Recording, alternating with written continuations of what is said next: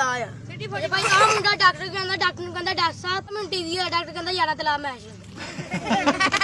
ਇਹ ਖਾਨ ਸਾਹਿਬ ਹੁੰਦੇ ਤੇ ਇਹਨਾਂ ਦਾ ਵਿਆਹ ਹੁੰਦਾ ਤੇ ਇਹਦਾ ਬੂਏ ਨੂੰ 2 ਲੱਖ ਰੁਪਏ ਦਿੰਦਾ ਕਹਿੰਦਾ ਪੁੱਤ ਰੋਟੀ ਨਹੀਂ ਮੁੱਕਣੀ ਚਾਹੀਦੀ ਸਾਰਾ 2 ਕਿਲੋ ਟਿੰਡੇ ਪਕਾ ਲੈਂਦਾ ਚੱਲ ਵੀ ਭਈਆੜਾ ਬਦਲ ਜਾਂਦਾ ਥੱਲੇ ਚ ਵੱਜ ਜਾਂਦਾ ਤੇ ਕਹਿੰਦਾ ਆ ਤੇਰਾ ਮੇਰਾ ਮਜ਼ਾਕ ਹੈ ਉਹ ਈਦ ਵਾਲੇ ਦਿਨ ਖੰਬੇ ਤੇ ਲਿਖਿਆ ਹੁੰਦਾ ਈਦ ਮੁਬਾਰਕ ਜੁੱਪੀ ਪਾ ਕਹਿੰਦਾ ਖੈਰ ਮੁਬਾਰਕ ਇਹਨਾਂ ਦਾ ਘਰ ਏਡਾ ਵੱਡਾ ਹੁੰਦਾ ਤੇ ਡਿਸ਼ ਲੱਗੀ ਤੇ ਇੰਜ ਲੱਗਦਾ ਜਿਵੇਂ ਸਮਾਂ ਦੀ ਗੱਡੀ ਆਈ ਹੁੰਦੀ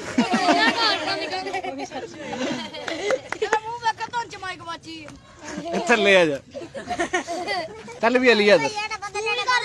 ਕਬਰਸਤਾਨ ਚ ਨਾ ਤੇ ਸਭ ਵੱਡਾ ਦੀ ਦਬਰ ਦੇ ਪਿੱਛੇ ਤੋਂ ਲੋ ਜਾਂਦਾ ਰਾਤ ਹੋ ਜਾਂਦੀ ਮੈਂ ਤੇ ਆਇਆ ਘਰ ਚੱਲੀਏ ਕਹਿੰਦਾ ਨਹੀਂ ਵੱਡਿਆ ਤੋਂ ਅੱਗੇ ਨਹੀਂ ਵੱਦੀ ਤਾਂ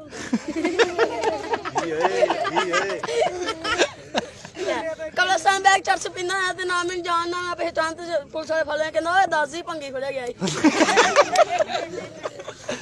ਜੇ ਭਾਈ ਆ ਮੁੰਡਾ ਜੰਪ ਤੇ ਅਗਰਬੱਤੀਆਂ ਲਾ ਕਹਿੰਦਾ ਯਾਲਾ ਇਹਨੂੰ ਬਖਸ਼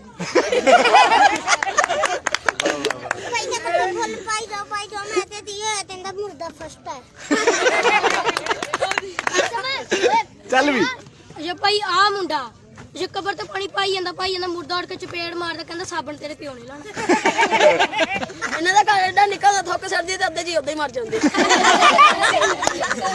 ਭਈਆੜਾ ਬਦਲ ਲੈ ਤਬਲ ਤੇ ਪਾਣੀ ਕਬਰ ਤੇ ਪਾਣੀ ਪਾਈ ਜਾਓ ਮੁਰਦਾ ਉੜ ਤੇ ਚੰਡ ਮਾਰਤੇ ਕਹਿੰਦਾ ਮੈਨੂੰ ਦੋਤੇ ਦਵਾਣੇ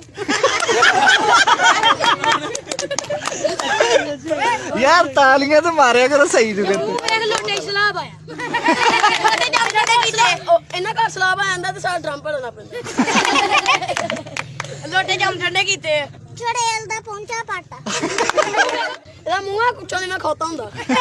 ਚੱਲ ਪਹਿਲੇ ਹੀ ਲਾਈ ਨਾਲੀ ਚੜੇ ਜਾਂਦਾ ਮੈਂ ਤੇ ਆ ਇੱਧਰ ਆ ਹੱਥ ਫੜਾ ਮੈਂ ਤੈਨੂੰ ਤੇ ਖਿਚਾ ਦਿੰਦਾ ਨਹੀਂ मुझे तुझ थाने दो तुझ पीने दो मुझे मस्त माहौल में